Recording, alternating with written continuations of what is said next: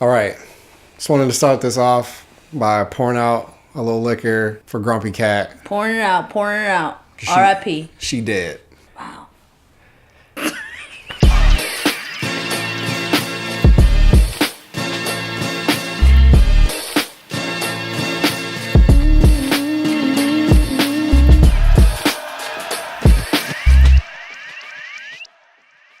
I think you should start this one. Wow. This is a celebration of you today. Okay. Well, welcome back, everybody. I know we've taken a little bit of a break, a week, right? Yeah. It's just been a week. Feels forever for us. It's a very special time that's approaching. Mm-hmm. May 30th, 2018, I quit smoking cigarettes cold turkey. Yeah. Just bring this prop in. This is it. See that young date? It's the date. It's still like a full pack. I knew I was never going to quit if I was like, let me just finish just one pack. And I was like, no, I have to just stop and have it there for temptation to really test myself. Right. Like really torture myself as much as I could. You didn't do it. No, I didn't cave not one time. So now a year later. How does it feel to be smoke free? Well, it feels awesome. It feels great. There's definitely times where I'm like the stressful times when there is just no other feeling that I want to experience but to light up a cigarette and smoke that shit. But then I remember how it was deteriorating my health. And I think that was my biggest motivator to stop smoking. So speaking of that. Yeah, let's speak on it. Is because I remember you telling me about what happened as far as the withdrawals of quitting. Because to me, that alone would be a motivator to not go back. Like, after you go through that, it's like, I'm not doing this again. That was definitely it. Okay, let me tell you guys. This isn't the first time. I've been smoking regularly. This is terrible. I started smoking regularly when I was 15, 16. I'm 30, gonna be 33 next month. So if you do the math, like, that's a lot of years of smoking. I had quit before cold turkey. I had quit cold turkey for I lasted like 4 or 5 months. And that quitting was like nothing. I was like, that was easy. I quit. I didn't feel anything. I got through that. That was fine. I was like, perfect. This is amazing. Then I went through a stressful situation. I was like, somebody give me a cigarette or I am going to punch somebody. So they gave me a cigarette. I didn't end up punching anybody. But this time around, it was the most horrific experience. I don't even know where to start. Okay, so when I first quit, I started, you get the headaches. Yeah. I started to get headaches and stuff, which was normal. I anticipated the headaches. That's fine. What I didn't anticipate was what it was doing to my insides, like my stomach, my bowel movements. I needed to be by a bathroom at like all times for months afterwards, because I would just be sitting there and I'm like, ruh-roh. And I had to like run to the bathroom. So, but the first time, that never happened. No. So how many months did it take before that started?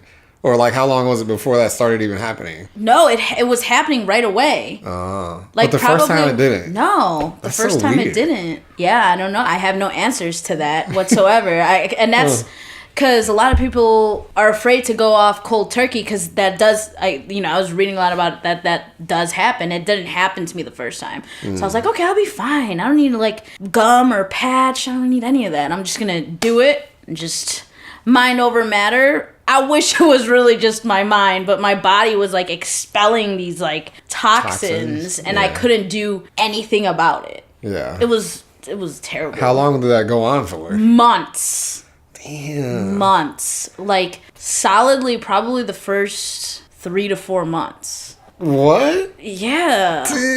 Yeah, I'm not joking. It was bad. It was bad. How do you feel about smoking now? Like, if somebody, like, when you see other people doing it, or if somebody offers you a cigarette, like, what's your opinion of it now? Because I remember before, it was like when people would talk to you about it, and I think most people that smoke specifically kind of have this attitude of like, F off, leave me alone. And it's just like, you're gonna die from something, whatever, and they don't want to hear it. You were like on that, but now I feel like you have a different take on it. Yes. Before you couldn't tell me anything. I mean, anybody that knows me knows, like, I still am probably one of the most stubborn people ever. And, you know, it's like, you can't really tell me anything. If I want to smoke cigarettes, I'm gonna smoke cigarettes. No one is going to really influence me otherwise. It needed to be myself to influence me to quit or to keep going. So, what was the question? How do you feel about it now? I mean, every time I smell it, I'm always like, ugh. Like, that's how I feel about it. Because I was a smoker, so I'm not gonna go judge. I really don't want to judge people for what they do, because I've been there. It's interesting to me that you don't like the smell of it now, but before it didn't bother you. It didn't. I would say that the last couple months, the smell of it has bothered me more. Before, I used to be like, tell like my friends and peers who still smoke now, I'm like, light it up. And I was just like, what? all right. I can't imagine. But now I can't do it. I hate the smell of it. I don't even like when people are smoking weed around me. Like, I don't like the smell of it, especially when they're burning it with papers. Like, if they're using like a pen or something, it's like a little bit better for me. But especially if it's like in a blunt wrap. Yeah. Ugh. I feel like I'm choking every time that stuff like comes in, you know? I'm right with you on that. I mean, this episode's more so about addiction in general. Being addicted to stuff. Yeah. You have more of an experience with being addicted to things. Oh, yeah. I've always been, like, deathly afraid of getting addicted to stuff. So, like, I've never even I've drank coffee before, but I never, like, made a habit out of it. Because I always had this fear of being dependent on a thing for any type of like psychological whatever, or just being able to like cope with stuff or just function. Like people that can't even function unless they've had their coffee for there's a lot of people that are like that, right? Yeah, like I never wanted to be like that, so I purposely avoided stuff that wasn't even really like coffee's pretty, harmless. Like nobody's died from coffee before, but I mean, unless you're getting heart palpitations. Yes. So it was like, I still would avoid it just for that, not wanting to be dependent on stuff. Now you say that you have an addictive personality. Oh yeah.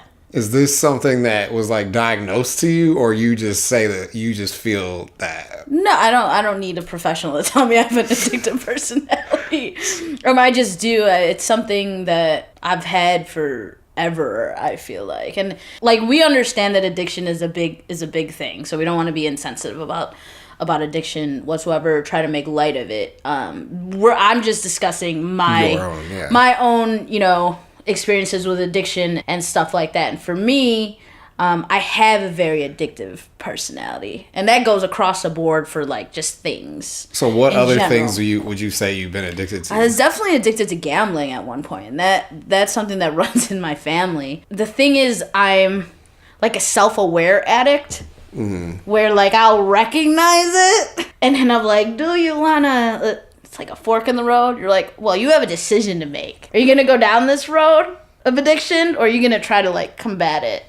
Because I felt myself going to Vegas and gambling, it should be fun. It should be money that you can afford to lose, because you should always be prepared to lose when you're in Vegas. And what I felt was happening when I was going to casinos was that there was points where I wasn't having fun, and I was chasing the money. And I would go back to the ATM and be like, no.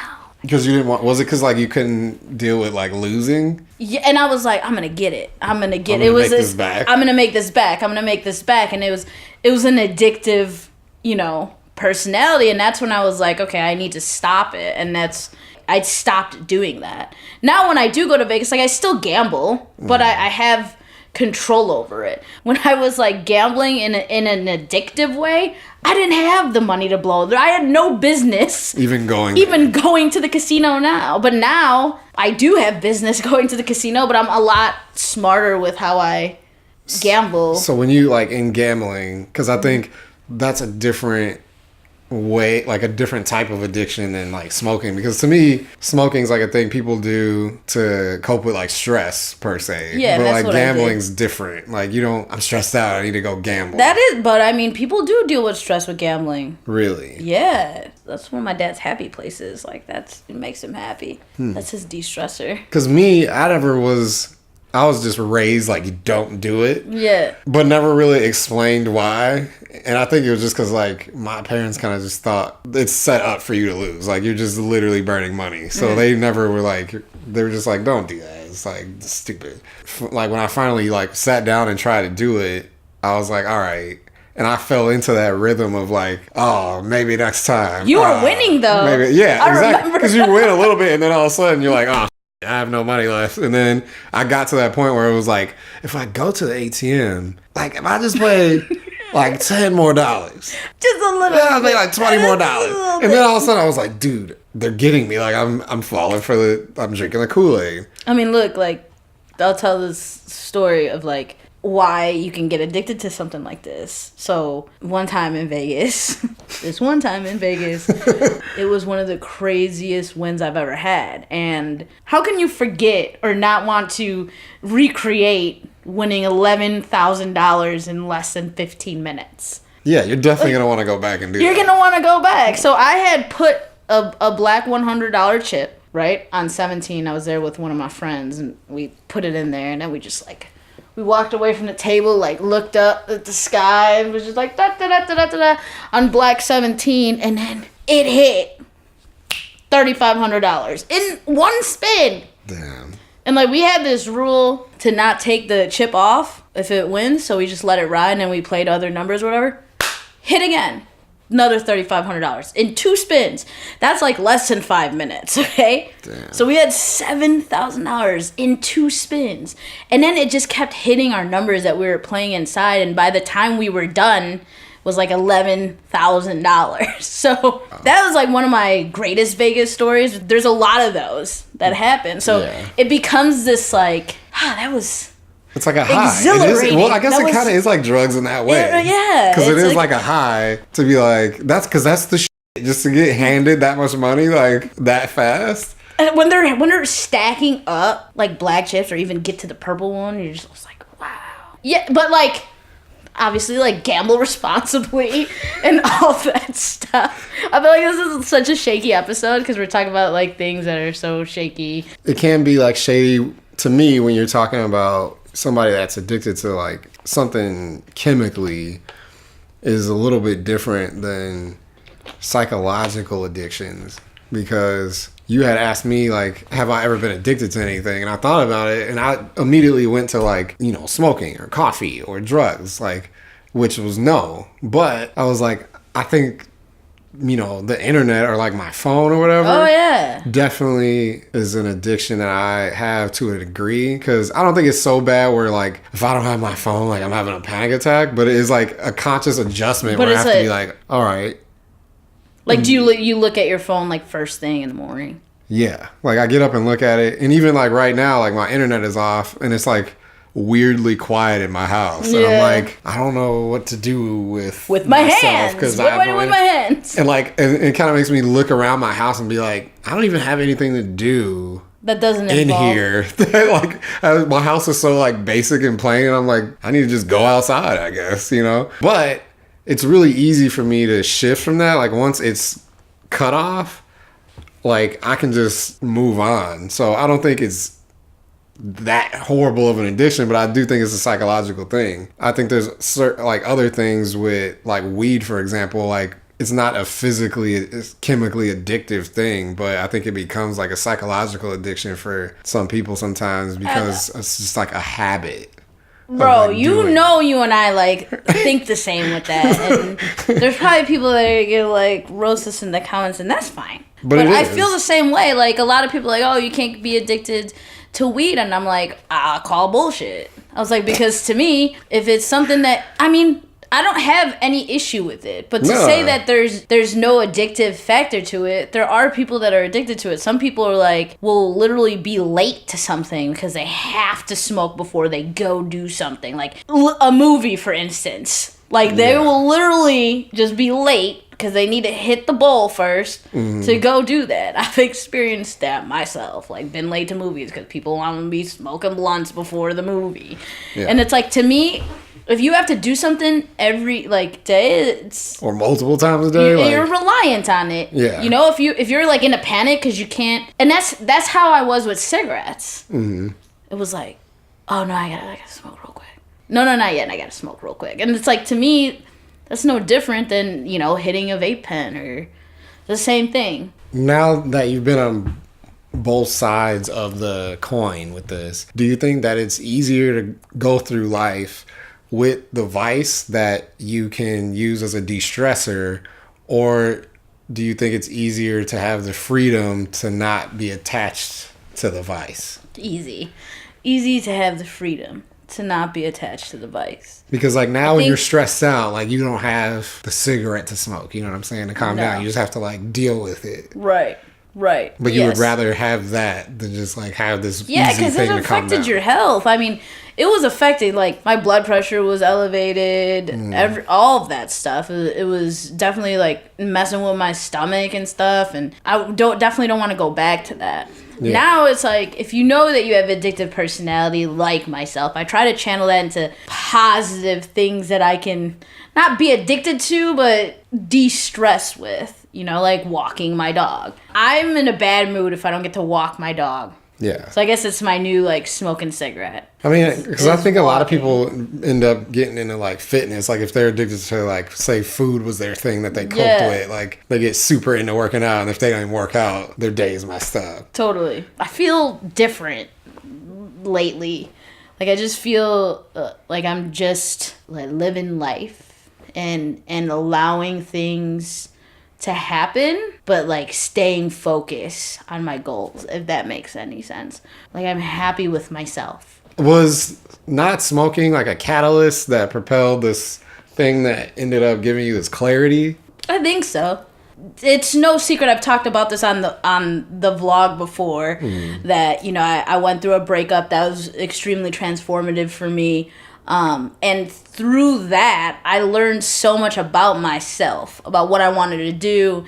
And then, you know, building this business, and you have been such an integral part of building the business. I knew physically I can't do what I do if I'm not healthy. Like, I just can't do it. I have to stay focused, you know, and now we've just been adding to the team now, and it's like, it's not just about me. It never was only about me. Now I have other people that are relying on it, so it's like... You can't be dead. I can't be dead. I cannot afford for you to be dead. I'll try not to die. I don't have time for that. Yeah, I think quitting smoking was one of those things where mind, body, and soul, I really don't like sounding like a hippie and stuff, but all that stuff is connected. And I felt like if I was going to heal, like, internally, mentally, emotionally, I needed to match that physically. Because it all needs to. I think it's important to take time to work on separate parts of your life. But in order for you to reach your full potential, you need all of that to work in unison. You know, nurturing all of those parts at the same time. Yeah. And it takes time to get there because it takes a lot of work and energy to put into each of those departments. And sometimes you're just exhausted. Like yesterday I was like, yeah, Tony, come over, let's go do some work. And here I was just like, hey, by the way, I think I'm not going to do work. I think I'm going to turn on Bad Boys. And that's what I did. And then I, like, passed out. Night. And I was like, I turned to Tony and I was like, I'm so happy that you can just, like, come over here and just be like, yeah, let's watch Bad Boys. So what do you think was the turning point? Like, was there, like, an aha moment that you had as far as being like, I need to quit cold turkey? Like, what was the moment? Like, do you remember that? Yeah, I just didn't like how I was feeling. I think I woke up on May 30th and was like, I don't feel good. And I didn't like that feeling. And I knew, you know, I've been lucky to find what my purpose in life is. And I just felt like I was throwing that away. And so I was like, I need to turn this around, and I need to turn this around right now. Because I was looking at myself in the mirror and did not like who I was. So I was like, no one's going to change you but you. So you have to take that action. Like, you can ask for all the help and advice, and I think that's important, and I did reach out to people, and I did talk to people, and I did have a therapist, but at the end of the day, it really, like, your strength comes from within. So, to me, I woke up, I didn't feel well, and I was like, you are ruining your life. Like, not to be dramatic, but to be dramatic, that's exactly what was going through my brain. I'm like, you're ruining your life. Like, you came here to do something, and you're throwing it away. For what? With that, what would be your kind of like advice to somebody who wants to quit? It could be smoking or anything. I would tell them to ask themselves if it brings them value. And if it doesn't bring you value, then why are you doing it? Bars. Because I think for me, I was doing it to de-stress. That's why I was doing it. But it was only temporary fixes. You needed to be able to deal with it, you know? So yeah, that would be my advice. I mean, I think everybody's also on their own path, so I'm not one of those people that's gonna be like, you gotta quit now, you could do it. Because I hated that, and I'm not gonna be somebody that I hated. Because I think everybody's on their own path, but, you know, it's no secret that it's not good for you. No. So try to quit. I mean, I'm open to having a conversation about it in private if you like. If you want to hit the DMs, you can always do that. I love talking to people about this stuff. So yeah. So you've never ever been addicted to anything? Not like that. Nothing of like not substance or whatever. No. Just like your phone that you were talking about and stuff. Yeah. I mean, I know this was a very one-sided conversation, but I didn't want I feel it like to you be. had the most to offer about the subject, and this was a celebration of you. Yay! You know what I mean? 1 year out here. 1 year. Thug life. All right, let me go smoke a cigarette now. Don't forget to like, comment, and subscribe. Let us know about, if you guys want to talk about the way you overcame an addiction or something like that, and holler at us. Remember, we're on Spotify, YouTube, Facebook, and holler at us. Peace. Holler.